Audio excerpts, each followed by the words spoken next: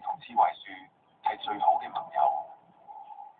螞蟻守護刺槐樹，而刺槐樹為佢哋提供咗最一流嘅住宿環境。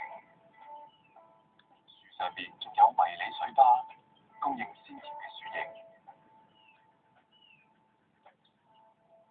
所有不速之客都會受到無情嘅對待，而呢啲唐克都被視為入侵者，被螞蟻搬走。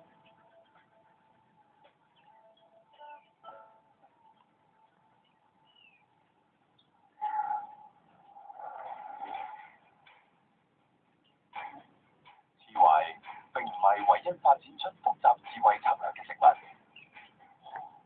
有啲植物仲會用化學武器。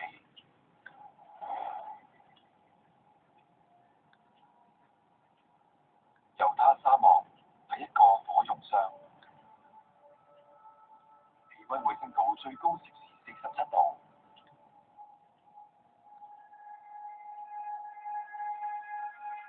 夏天一整年會引起猛烈熱火。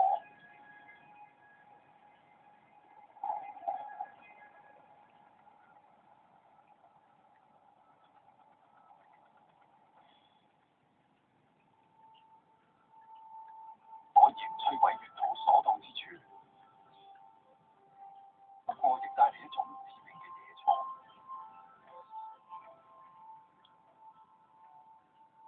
濃煙之中嘅化學物質喚醒咗沉睡中嘅煙草。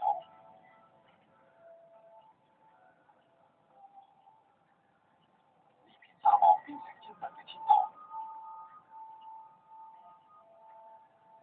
而飢餓嘅昆蟲就首先死到。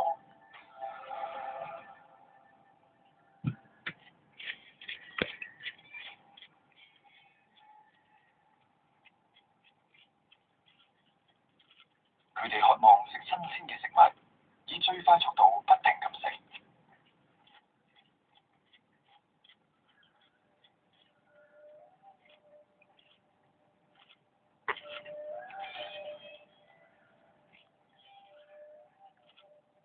但係吸煙時間突然間結束咗。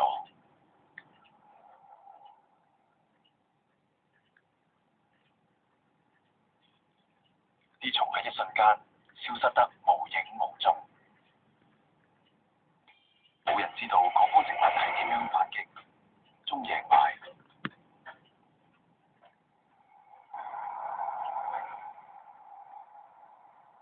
一班研究天然智慧機制嘅科學家嚟到沙漠地區，要解開煙草嘅秘密。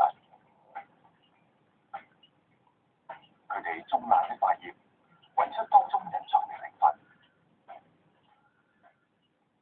如果你讀過香煙包裝警告字眼，